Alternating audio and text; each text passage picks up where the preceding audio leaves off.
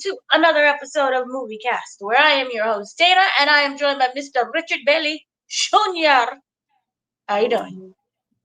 How's it going, Dana? What's up, listeners and viewers?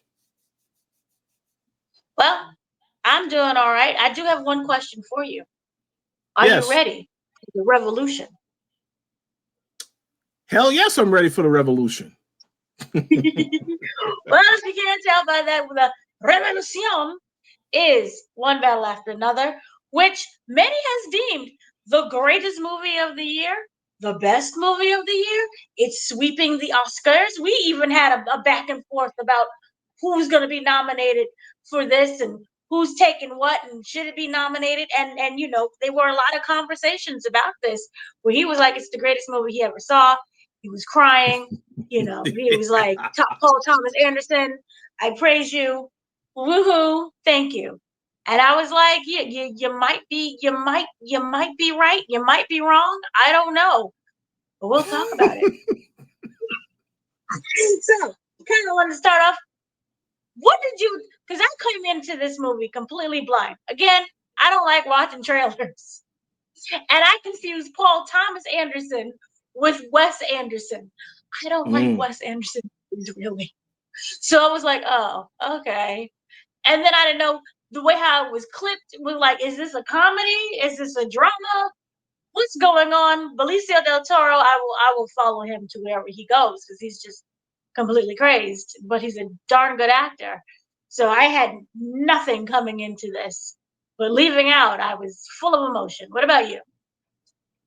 Well, let me just say this. I am an AMC A-list subscriber, so anytime I go to the movies, I have to get there early. So I see a whole bunch of trailers every time. It may not be intentional, but I usually want to get there ahead of time so I can catch the movie. Now, when I saw this trailer, like I said, instantly I knew it had to be great. Leonardo DiCaprio rarely makes a movie that's bad. I don't recall ever seeing any of his movies that are just complete horrible. So I knew, and then I saw the other people that were casted in this movie. I said, "Oh yeah, this is something that I will keep an eye on." And the thing is that when I saw the initial trailer, that trailer came out at what feels like towards the end of the summer, maybe so in July or so. So that's when I was like, "Oh, this is coming out in September." That's really really soon. So yeah, when I saw all that, I said, okay, yeah. But again, like you said, I didn't know if it was serious. Obviously, there was some action in that trailer with the shooting, so I figured, okay, yeah. But I still didn't really know because the tone of it was still funny. Like the trailer had the scenes where Leonardo DiCaprio was on the phone, they're asking for the password. So that's why I said that was kind of comical. So I wasn't sure if this was going to be serious or not. So but when I saw the trailer, whatever, I said, "Oh, I'm going to be there. I'm going to be there as soon as I can get there." So, yeah. Right. For me, it was Tiana Taylor. Anything that I see Tiana Taylor with, and everything that she has gone through, she said that she had to turn down movie offers, and then I was like, "Oh, she's starting a movie with Leo. Woo-hoo. I don't know what's gonna go on, but I'm gonna be there no matter what." So, kind of start off from the very beginning. This was action packed. I don't think it ever let up when it came to the action. Even the comedic parts, like this is action packed. I feel nervous. But we're gonna start off. They were part of the French 75. This is a revolutionary group who believes in from free of borders, free of bodies, free of prices, free from fear. Everything. This is a far left revolutionary group. They first show them going into an immigration detention center, announcing their revolution, and storming ICE, and kind of freeing the people who are kept in cages and holding the ICE agents, hostage with the guns, and there's bombs and flares that are going off. And then we see them kind of attack multiple other buildings. There's a bank that's involved. There is a phone call that's made to an office with like, we don't like what you're doing. We're going to bomb your office. And then they bomb the office. So this is the people who are fighting for what they consider to be freedom of everything, freedom of government. And, like we've seen with many other revolutionary groups in general, this is kind of what they represent. we're introduced, this is the kind of thing that was really interesting, was we're introduced to Tiana Taylor. Tiana Taylor plays per, see, you're gonna have to help me because there's too many P's and F's. Yeah, the name is, yeah, it's all over the place. I cannot pronounce this correctly, and I know y'all gonna beat me to death with this. It's like perfidery. It's not hard to pronounce, but it's hard for me to pronounce. Point is, I love her. She is yeah. Perfidia Beverly Hills or something like that. There we go. Yeah. Perfidia Beverly Hills. She is an amazing woman. She comes from a family of revolutionaries where she feels that it is her calling, it is her essence, it is her goal, it is her being to be a part of the revolution, to fight for the cause, either if she's with a group or even if she's by herself. She is going to fight. And what is interesting is the fact that with her character, she's with Leonardo DiCaprio's character. But I was like, oh, okay, freedom of love. And she essentially has a baby. But what was really interesting about that, kind of going before even the pregnancy and the relationship, was from the very beginning, I wanted to know from you. She seems to be treated as, or you could make the argument, she is fetishized by white men. That being Sean Penn's character, Lockjaw. What were your thoughts on her character? And do you feel that she was viewed as someone that you fetishized? Yeah, that was exactly how they viewed her. I thought the character, obviously, very much a free spirit, very much motivated. I think first and foremost, I think she did an excellent job with the role because, again, she very much was. They were basically trying to stand up, and anytime they saw any injustice, the goal was to correct and take power and control back. So, yeah, but the thing about her character is, yeah, she was definitely, a lot of the white guys, especially Lockjaw, they really fantasized after her, but she basically used that against them to play games and manipulate them to basically, because that's essentially what happened in the beginning of the movie. Now, let me just say this. I was very much caught off guard with her first interaction with Lockjaw. As a heterosexual male, I do not want to see another guy, in that particular. I don't want to see any of that. So I was very much caught off guard with that. I understand what they were saying, but I didn't need to see that. But yeah. Basically, she knew that this guy very much was just very much into her, wanting to have some type of something with her. So she used that against him to basically screw him over. That's what I got out of that. And it worked. It followed him throughout the entirety of the film because of what happens later. But I that's how I view the character. But again, the one thing I do want to mention is this is a character that, I think a lot of these characters are very well done. They have their flaws. The one thing I will say about her character is she definitely was always focused on the revolution, the movement, the fighting, to the sometimes to the detriment of the personal life in relation to her family and her daughter, because and you understand that because you see who the father of the daughter is. You understand why after all that stuff that happened, she wanted to step away. Maybe she had some regret about what happened with that situation. Maybe this is why she wanted to separate herself and focus on just the revolutionary stuff.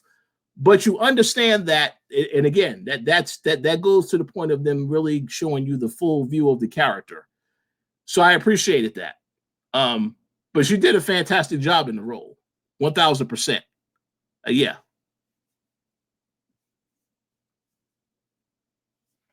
It is very interesting, especially coming from a man getting this point of view, because I kind of felt that that's yeah. What is interesting is how you explained she used her sexuality to do something. And it wasn't that people viewed her only for her sexuality. So they were trying to play games with her. But you viewed it as she was being sexual towards them. The first interaction that we have with Sean Penn when she makes his body part stand up was used to humiliate him. He, however, was turned on by that. So you have two different perspectives. When she's trying to humiliate, he's like, oh, the whole thing. He then proceeds to stalk her. He then proceeds to threaten her and makes her see him. She does what she has to do for the continuation of the cause and to protect her family and her people. But it's interesting how you viewed it as she uses her sexuality. So that's interesting. And then by any chance, when she does end up pregnant, you talked about how she was more focused on the cause. You didn't view that as a mom with depression, because that essentially was what she was going through with postpartum depression. And she kept saying, I don't feel right. You view me as ugly. I'm fat. You spend more time with the baby than you do with me. Did you get any of that kind of impression of postpartum depression? Oh, absolutely. Yeah, that's a valid thing. And again, I'm not a woman. I've never given birth to a baby, so I won't really fully understand. I do understand, obviously, yeah, there was some of that, but I also think that obviously, yes, you have a period of time where you go through this stuff, but she knew that she had a daughter, and for all of those years, never saw her. Now, obviously, towards the end of the movie, you find out, a couple of years she did send Pat, that's Leonardo DiCaprio's character, Pat Calhoun. She did send a letter to talk to her daughter, but that's why I'm saying I also feel there is some guilt in terms of what happened, in terms of the fact that she had a baby with this guy, Lockjaw, and I kind of feel like that she also did feel a certain way about that. Now, again, we don't see the character again, so we don't know, and we will never see the interaction she had with her daughter, which I get that. I fully understand why we won't get that, but what I'm saying is that, yeah, the postpartum depression is there, but I also think that she also had some regrets about that whole thing happening, because I just think it's interesting how that night spent with him led to a baby just in that one night. That right there is, I thought that really, well, say what? That's how pregnancy works. Well, yeah, but that doesn't, I mean, it doesn't happen like that. Like one time you have sex and then the person pregnant. That doesn't happen like that in every situation. Oh, Jesus. Well, not in every situation, but it does happen. Oh, no. Not in every situation. My parents told me, they were very clear. No, that didn't happen one time. They just did. It doesn't happen like that in every situation. That's all I'm saying. There's a lot of other things that can happen. And obviously, and again, when that whole thing happened, he was tied up. He said he was raped. You recall that, right? He said that he got raped when he told those guys that. So, but the point that I made earlier, when I made the comment about the fact that her using sex, what I'm saying is that it was a technique in which she saw that these guys looked at her for her sexual nature, and she used that against them. So she was using that in a way to, because there was a point when they made in the movie about her wanting to take back power and control. That's what this was. Like you said, it is humiliation. But yeah, she saw that was a weak point that he had, that this guy had. So she wanted to find a way to get back and use that against him. And yes, he did use his power to go after her and basically get her to come back to him. But she wanted to find a way to screw him over. She still screwed him over in the end of this, because of what ended up happening later. But that was just how I viewed it. Like I said, everybody has their different opinions. That's just was how I viewed the situation. There's no right or wrong opinion. I think anybody can have multiple opinions on this, but that was just how I viewed that particular situation. But in terms of the whole thing about leaving the daughter behind, I do have the issue with that because there are a lot of people, a lot of deadbeat dads in this world leave their kids behind, don't make any effort to have a relationship with the kids.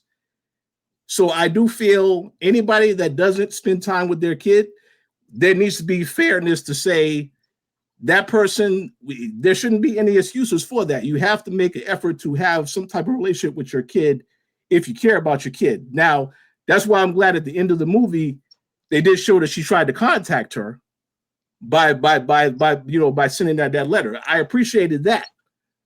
But what I'm saying is, yeah, that I think was needed to clear that up, because if I had a kid, I would want to, that's my responsibility. I'm not going to just leave my kid behind, especially in the world like today with all this other chaos happening. They need your guidance. But that's just my opinion. Okay. So there is a bank robbery scene. And because she is very bold with her tactics, she ends up shooting a security guard, which, the rule is kind of not really to kill people, but she doesn't care about that. And that also triggers Lockjaw realizing that this is the same woman from when they stormed the ICE detention center. Now, was interesting was that, as she becomes even more pregnant, she's not behaving like a pregnant lady, whatever that kind of means, sitting at home knitting for her baby outfit. She's not doing any of that.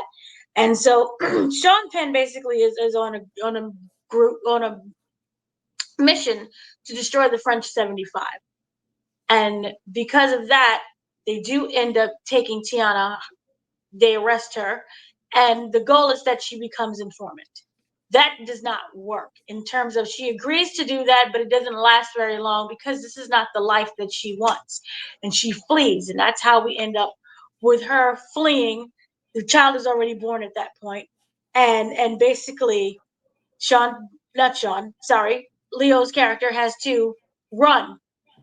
And then we end up with 16 years later where they had this new life where the daughter, essentially, she knows who her mother is, but not what exactly happened in the fact that she turned informant. She knows that she was a great revolutionary, and she knows some of the safety procedures because of her father is so afraid of everyone getting caught and knowing who they are. She does have that foundation, and she does do karate with Sensei, which ends up being Benicio del Toro, which is an amazing character. So, Lockjaw is very upset that basically Tiana Taylor is lost and that he's still trying to take down the French 75 after all these years. And what's interesting with this is that we have the whole Leo is now a dad situation where that life is so far behind him. So what did you think about his transformation as being a father now and kind of leaving the revolutionary part about him kind of gone for these 16 years? Well, one quick thing I want to make. I will get into Leo. One point that we have to address here. Mm-hmm. Yes. Let's go back to what is her name? The daughter? Perfidia Beverly Hills. Mm-hmm. Yes, she did work as an informant, and obviously turned. She turned against the Sean Penn's character, Lockjaw, but she did reveal information about other people she was working with. You saw people getting killed, and that again. Also, that's now you have to deal with more guilt because of that situation. So yeah, I understand that she's dealing with a lot of different things. But that I think is important to mention that, because I remember that was a pretty brutal scene. You seeing people just getting shot. There was one character who was leaving a store, the lady who was messing around with Wood Harris's character. By the way, glad to see him in this movie. That's why I said there's a lot of great casting in this movie. But then you saw the lady pretty much he was dating leave the store and get shot immediately. That's like, I was like, oh, that's right away. So yeah, a lot of stuff going on. But to go back to what you were saying now about Pat Calhoun, yeah, I mean, just like any parent, he obviously had a lot of love for his daughter, did whatever he can to protect her, but obviously over the years, starting to get high off of drugs and drinking and all this other stuff. So he kind of, and then again, when you have an incident where you're basically given new names, you have to go to a different location, different city, new identity. Obviously, there are certain protocols. You may not remember stuff because a lot of time has passed. This is like 15, 16 years later since they left. So what I thought was funny is, obviously when stuff starts to pop off, he doesn't remember certain things, the password, stuff like that. I thought that was, that made sense and then you saw as time passed, he was getting high and he just was spaced out doing all types of other things. So I think that made it believable to me that he was going to struggle with that, but he still always had love for his daughter. He did whatever he can to protect his daughter. And that's something that's what a parent's responsibility is supposed to be, to make sure their kids are all right, especially in this situation, because she had no idea what life was like, what life was like with her parents before any of this. So yeah. Yeah, I completely agree with that. But the stoner version of Leonardo is where they get a lot of the comedic moments. You can't remember anything. He goes to the PTA meeting with the teacher, and he starts crying because he's like, he's really smart, and he's just hysterical and a hot mess with that. He's always in the bathrobe, kind of takes on this big Lebowski attire, which is funny in itself.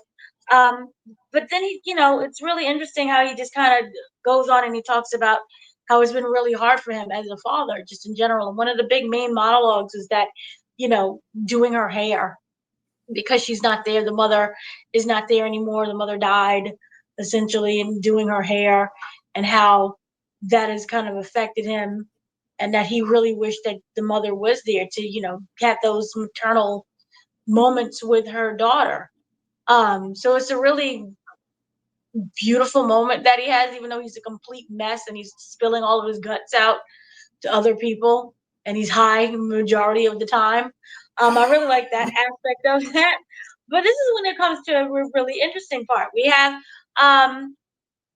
what is his name? I forgot his name because I always call him Fitzgerald Grant, Tony Goldwyn. He comes in and he is basically a part of the Christmas Adventures Club, which is basically this white nationalism, another name for it. And they're there for the purification. They're there for the purification of white people.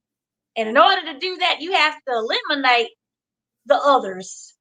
And so they're there to recruit Lockjaw to become a part of their membership, their team, their white nationalism membership. And I thought that this was very telling of what we have today that is going on. We see a lot of people who are part of certain secret clubs who are either in military or law enforcement and part of the government. And we even see them openly state that they're there for the purification of certain races. So that was an interesting approach. And in order to kind of belong to this club, you have to do a very extensive background check. And one of the parts of that involves, have you ever belonged to any kind of organizations or group? Have you ever been married with a negress before, or any, Hispanic or a person of color? And do you have any children by them?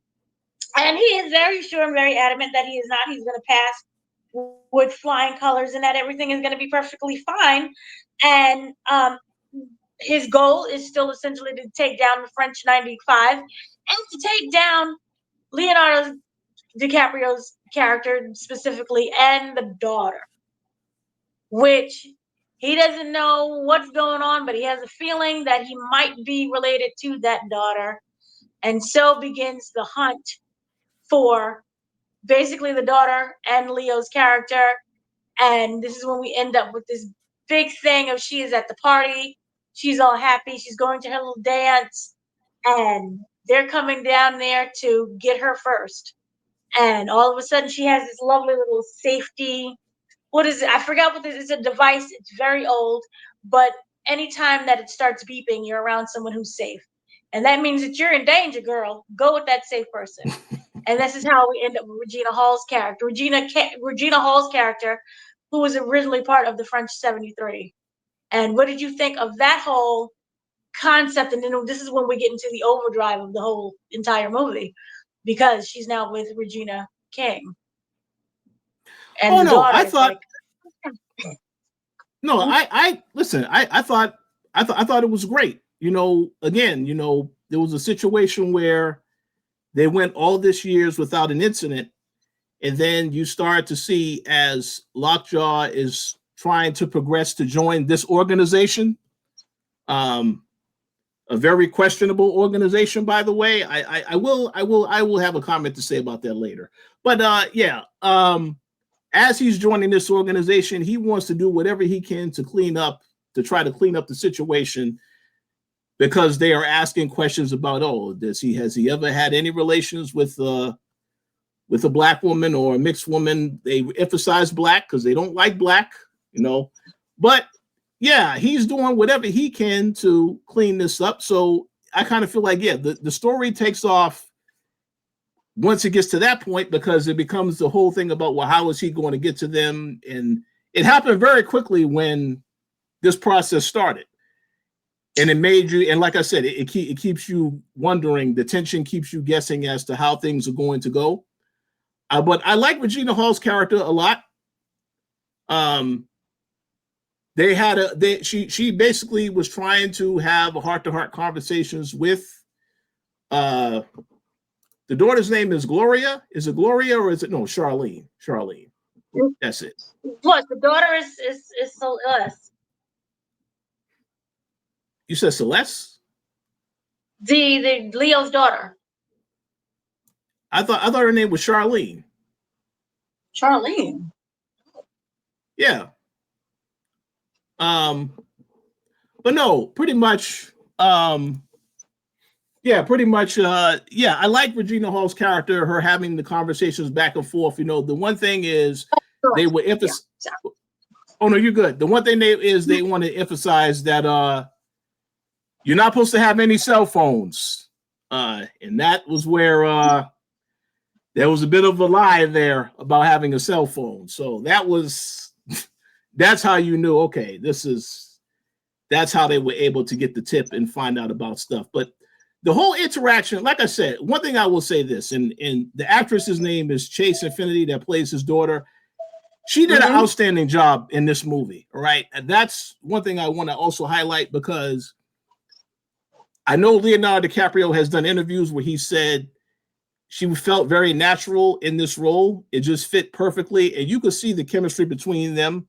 Like the whole thing is when she has her friends visiting and he's trying to basically tell her, you need to bring this with you and all this other stuff, just like, the concerned dad would be.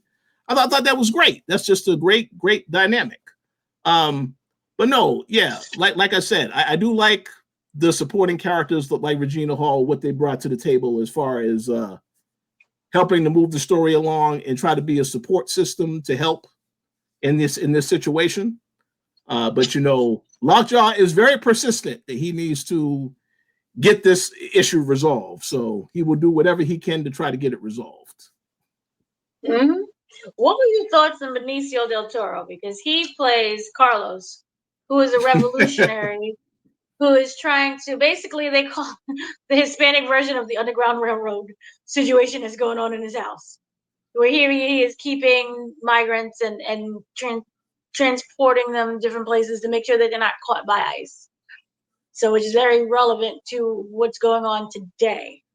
And he is also the karate teacher, and he's a friend of Leo's character, and he really does help him. He technically almost saves his life. You know, he had a few beers, just a few. So what were your thoughts on Yeah. him? Because he's amazing. Yeah. Once again, another fantastic actor, excellent role. I actually I was scared something might happen to him in this movie. So I'm glad that he did not get taken out, because there was multiple instances where, like, and then obviously when he gets pulled over, okay, nothing was going to happen at that point. But up until that point, because you saw when he was helping Pat try to escape, and then Pat fell off the building, I was like, uh-oh, so what's going to happen to Benicio del Toro? Because but I'm glad that nothing happened to him, because I was very concerned once you saw the dominoes start to fall, and you saw that these people were also going to be looking up him, because they got into Pat's house, they saw the photos of his daughter with the karate outfit, the address. So that's why I said it was very good as far as building tension, because it made you wonder, okay, so are they gonna get to him? And eventually they did get to his place, but they was prepared for that. But no, he did an outstanding job. I'm glad nothing happened to his character. He did help as long as he could, and he served as a great teacher to the daughter as well, because with the martial arts and all that other stuff. So I think he did an outstanding job. He was absolutely superb. My thing is that when it does come to Oscar nomination categories, I'm wondering if he's going to have to compete with Sean Penn, who was just well, right. Yeah. Well, that's a very good question. I mean, you have seen a lot more movies than I have, so you would know. Mm-hmm. You have a pulse on what movies are going to get nominated. But I will tell you, in my opinion, if they are going to be in the same category, I think Sean Penn is going to win that, because Sean Penn is the antagonist in this movie. He is the main person here that, and again, for what it's worth with the character, for some reason, they also made this character very resilient, because after what happens to him later in the movie, I wasn't expecting to see him again after what happened, on that highway. I thought this guy, surely that's it for him. And then he shows up just very adamant and resilient to get that position. So, yeah. But if they really going to put them in the same category, I think he's going to, unfortunately, get that over Benicio. That's just my opinion, because the character is very, what's the correct word? He's a weird character. He's had, like I said, he is accurate, but also awkward.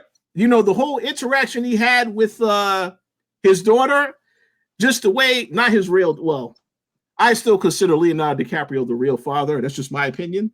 But the way he interacted with her in that scene, and even she said, why is your shirt so tight? Just very weird, and still like he's trying to compensate for something. Like I said, this guy. But again, there's a lot of things with that character that make him complex in a way. Not a likable character, by the way, at least not in my opinion. I didn't like the character, but I just thought I wanted to see something happen to him. So I was glad that he didn't make it out of this movie. But yeah, that's just what I think about that character. Yeah, there was just something so captivating about Sean Penn that it was scary. He scared me. And it's like, it's interesting, because if you ever known Sean Penn, the person, and everything that he stands for, you would be like, oh, he's Benicio del Toro's character. And to see him play this evil, psychotic man with tons of insecurity, who hates Black women but fetishizes them, it was just absolutely fascinating to get inside that character's head. And the way how he did it was just, he had this strength about him that you knew that he was weak. It was incredible. And like his entire career and his entire life could just fall to pieces because the existence of this girl. Oh, I loved everything about this character. But Benicio kind of, yes, you can say, I don't even want to say he provided the comedic relief, because everyone was just kind of funny, just in general. It was a very funny movie. but he kind of created a really great balance between the heaviness of Lockjaw and the complete confusion of what was going on with Leo's character. You know, he was in his own world, but he still was very focused on what he wanted to do. So I absolutely love that about him as well. But I would have to say that Lockjaw performance was just, I still think about it. It gives you nightmares. And it's just so accurate of what we have seen today. And the Christmas Adventurers Club. Come on now. Who doesn't want to belong to the Christmas Adventurers Club? Don't belong to the Christmas Adventurers. Don't belong. That was a joke. Don't belong. But yeah, but it's really interesting that you have this kind of different characters kind of balance the movie perfectly within that. And then yeah, so then kind of going on with that, my whole thing was that Bob or Leo's character was just trying to find his daughter throughout the entire movie, and he was trying to call like the what would you call it, the, I don't want to say hotline, but like the secret number to people that would be able to help him track his daughter, and he couldn't remember anything. To me, that was the most realistic part of this entire movie, was like all these different passwords and sayings that they kept asking him about, and he was like, I just don't know, I'm high. He was frustrated the entire time. That was extremely realistic. I love that aspect about the comedic part of it. But then we kind of also have to talk about Regina Hall. Regina Hall came in, and she was that mama bear protector, and the whole goal was to get that daughter to the nunnery to get her protection. What did you think about her performance? Because it was way too short, along with Tiana Taylor's, but she Yeah. had a very important role within that. One thing I will say, I really appreciate the people that they casted in this movie. As I mentioned earlier, Wood Harris, I'm a huge fan of him also, and I thought his time was pretty short in the movie as well. I do agree. Yeah, I would have wanted to see Regina Hall more too as a character. Mm-hmm. I will, however, say once again though, I'm glad this character didn't get taken out. There was a lot of other people in this movie that were a part of that group that got taken out. So I'm glad they didn't take her out. You know, Wood Harris, I would assume maybe he got arrested or maybe they got to him. I'm just glad we didn't have to see him get taken out either. But obviously, as we got deeper into the movie, they were trying to also get information out of her, talking about you can give us valuable, important intel. So they play these games to try and get the information they want, all because they wanted to get access to the daughter. But yeah, but I thought she did a great job. I mean, this like I said, a lot of movies she's in, I haven't really seen a movie she's bad in either. You know, so I think they did a very good job with the casting of everybody that was in this movie, because they all played an important role in the overall experience, and even to an extent, when they had some of these side characters like the kids that were the students of Benicio del Toro's character, the guy with the skateboard. I was laughing when I saw that character. You know, that's why I said they all did a good job, though. I mean, they all did a great job. But no, she did. She was great. She was great. Yeah, she was incredible. And what was also interesting, kind of going on with the story with that, was that Lockjaw always thought he was one step ahead, but the Christmas Adventurers were another step ahead. So he was trying to kill the daughter, but they already, so that the Christmas Adventurers wouldn't find out, but the Christmas Adventurers already knew, and then they hired the bounty killer to kill him. Yes. So the whole game, the whole movie itself became this cat and mouse situation. And then, of course, we get to the big infamous hill where everything goes down. After the girl is kidnapped, taken to the bounty hunter, and the bounty hunter's like, I don't kill kids. She ends up escaping. You see the mother in her. There's literal references to her and her mother, but she basically escapes. She is able to drive down this highway. She doesn't know that her father was looking for her. She's confused at this point about everything. And this is when we end up with the big car chase scene where Lockjaw is chasing the daughter. The whatchamacallit, the hitman is trying to chase Lockjaw.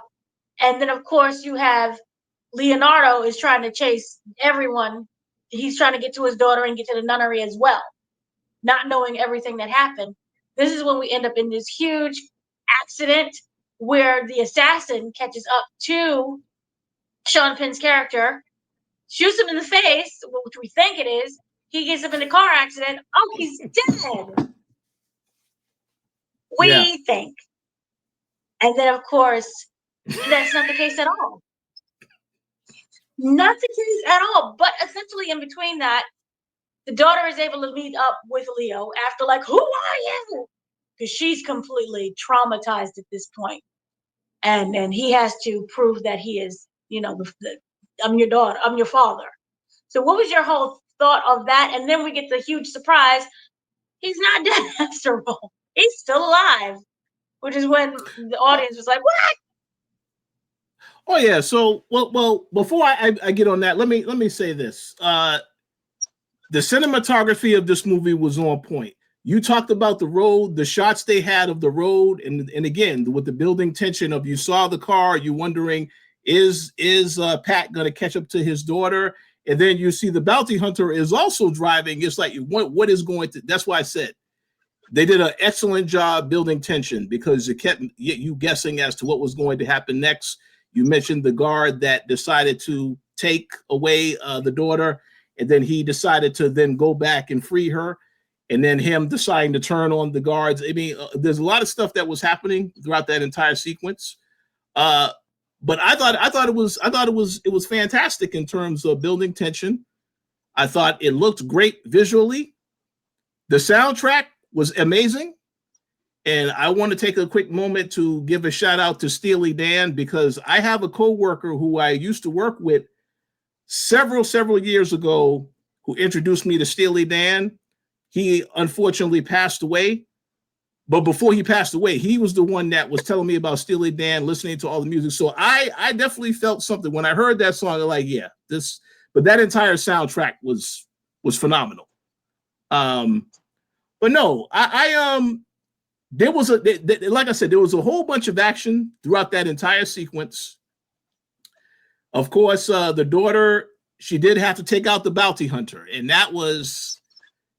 there had to be a traumatic moment there. But then obviously then when Leonardo, aka Pat, showed up, that was when she was still like a lot of tense, had to take a minute to say, yeah, no, I'm your father, I'm here. And then they had the nice embrace to end that.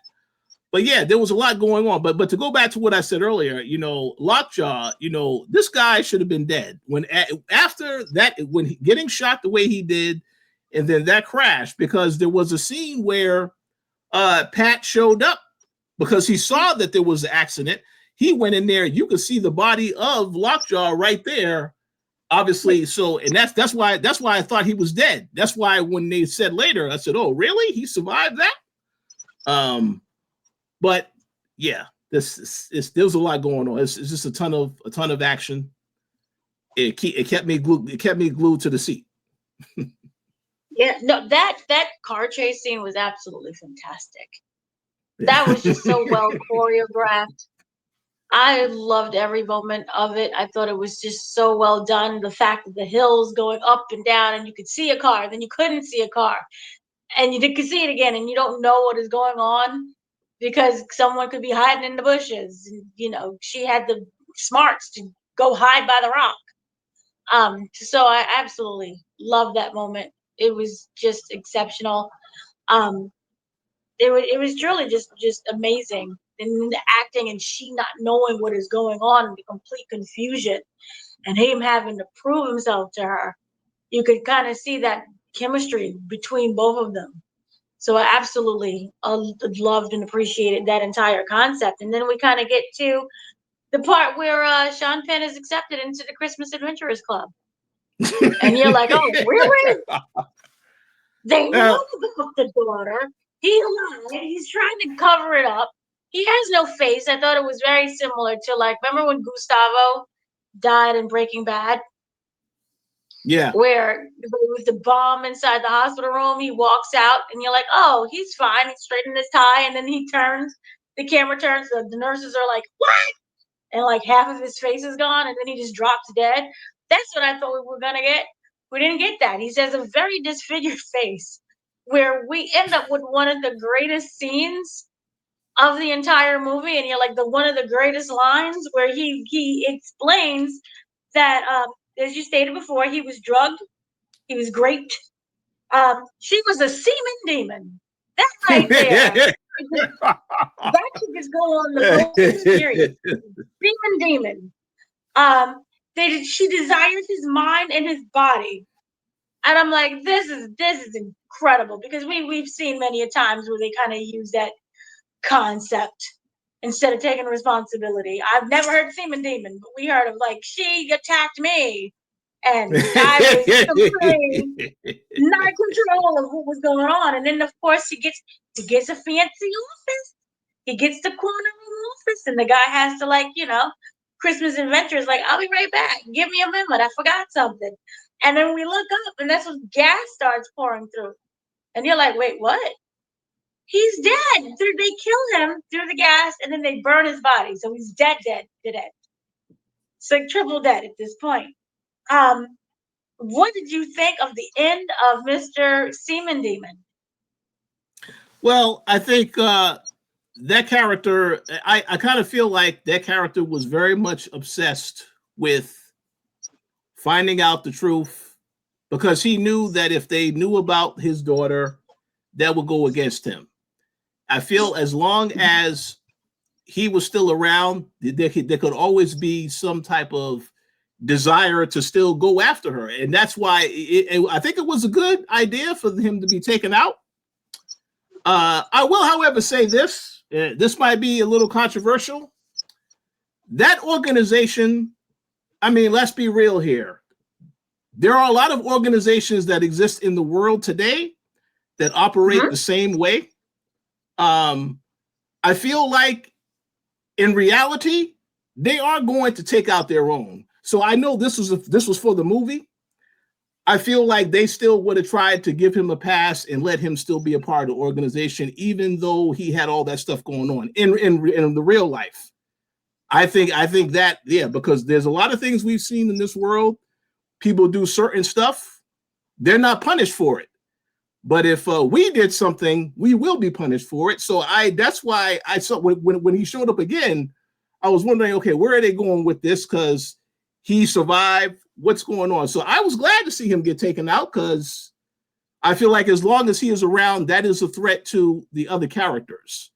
Even though he got what he wanted, which is that position, it would always be in the back of his head, I think, that, well, I need to still handle that situation. I mean, I don't know. I don't know for a fact, but we won't know because he got taken out. But I don't know. But overall, though, I was surprised to see him get taken out. I'm glad it happened, though. But I thought he died when they were on the highway. So it was like very interesting. I completely love that scene, and the fact that he had to be taken out by his own. Also, to prove just how frustrating everybody was with the killer, the contractor that they hired. He had a job. So, and then he died. Like, what? So yeah, I thought that it was something that you just gotta handle it for yourself and just do it that way. Make him think that he's part of the club, and then just gas them all up, literally and figuratively. And so that's exactly how it had to happen, and that's what worked. And then it made for an incredible scene that is still like the same demon. Okay. But no, I really like that part. And so we kind of end up with everything kind of the end. They're back in their same home, which many people were like, why would you return? Or they completely dropped the case, essentially. Nobody's looking for the French 75 anymore, because they just returned back to their home. And this is when the daughter gets, she gets the letter. Her father lets her see the letter that her mother wrote her. And it's basically saying, we can't be together because things, we have to quiet down, because, they're looking for me, and they'll always keep looking for me. And that letter was really impactful for her. And she kind of accepts the fact that she wants to be like her mother. She's a revolutionary. So what was your thoughts on the ending? Oh, no, I thought the ending was great. I think that letter, it was a very emotional thing, because I wanted to personally see if she was, I know obviously she didn't show up in the movie at the end, which I understand that, but I think the letter was important to establish that you wanted to get a feel of where they were going to go with that relationship. Now that this guy is, you don't have to worry about Lockjaw, and she did say, you will find me when you're ready. It makes you have a positive outlook on them actually having a relationship, down the road. And yeah, like you said, the daughter embraced wanting to follow in the same footsteps as her mother. It made perfect sense to me because, again, when this movie started, you saw how they really highlighted her mother and her cause, her strength and willingness to always put herself out there and fight. So I think that was a great transition for the movie to end that way, with the daughter also pursuing that same type of fight. So I thought that was very well done. Yeah. I love how they made it kind of like a Batman situation. They're listening to the scanners. I was like, oh, and she's like, I gotta go, Dad. I'll see you later, Dad. So I thought that was really refreshing and nice. And, it showed the roller coaster that she's been on, and how, remember, she went through not knowing her mother, what was really going on. They kind of lied to her to, oh, your mom's a rat. And she's like, oh, well, am I a rat too? What's going on? To like her fully accepting and embracing her mother. Yeah. And now going into the revolution, and Leo's like, but it's like 20 miles away. I'm tired and old. See you later. So you have that. Also him, he's now free, and you see how she has the phone, and like he's okay with her going down there. So essentially, they're both free of what they went through, and they're able to live their lives as fully as they want to now. So I absolutely love the ending of that movie. Was there anything else that you wanted to mention? Oh, well, yeah, let me go ahead and make this comment now. This movie, this will be getting nominated for several things. I mean, we've already spoken about this. I can see it. Like I said, off camera, this movie will be getting some nominations as well as Sinners. After I was done with this movie, I felt the same way I did with Sinners, in the fact that there's no way this movie isn't going to get something, because there were so many things that worked well about the movie, from the casting to the storytelling to the soundtrack to the cinematography, everything about it. So I will be quite surprised if it doesn't win any awards. But I'm pretty confident it's going to win something. I just don't know what those awards are. And like I said before, Best Picture category, it will get nominated, and I think it will also get nominated for the screenplay, because it's not just about the casting, it's not just about the music, it's not just about all this other stuff. It's also the storytelling. And if you look at what is happening in the world today, this is something that I think is going to resonate with people, to see a story like this. So I kind of feel like, and because when I went to see the movie, like it was packed. I went on a Sunday night, late Sunday night. I figured, oh, well, I'll go into this movie and there's not going to be a whole bunch of people, because I knew it was going to be packed the entire opening weekend. No, that was the sold out show. And we're talking about like 8:00 on a Sunday night. So I'm like, okay, well, people know they got to work tomorrow, and this is a 3-hour movie. So that says a lot about the movie and the attention on it, everyone that's involved in the project. So yeah, I'm looking forward to seeing where it goes from here as far as the nominations. Obviously, I'm also looking forward to seeing what everybody else does next. I know that Leonardo DiCaprio was asked if he would ever do another Wolf on Wall Street, and he wants to do that. So I would be curious, because there is a second book that Jordan Belfort did write about what happened afterwards. So maybe that does happen, hopefully. But overall, well, I mean, yeah. I thought it was great. I thought it was a great movie. Go ahead. No, we're getting a Facebook social network too. We can get another Wolf of Wall Street. That'll work. I like that. But no, I just have to say, this was an absolutely exceptional film. Maybe they could have made some cuts here and there just because it was felt so long, but it went by so quickly. I just had to pee, so like that was my only thing. I was aware it was a full 3 hours almost. So let me make a quick comment. Since you made that comment, yeah, I must admit, I was a little annoyed because there was a couple of people in my row that had to keep getting up, and I was like, oh man, come on.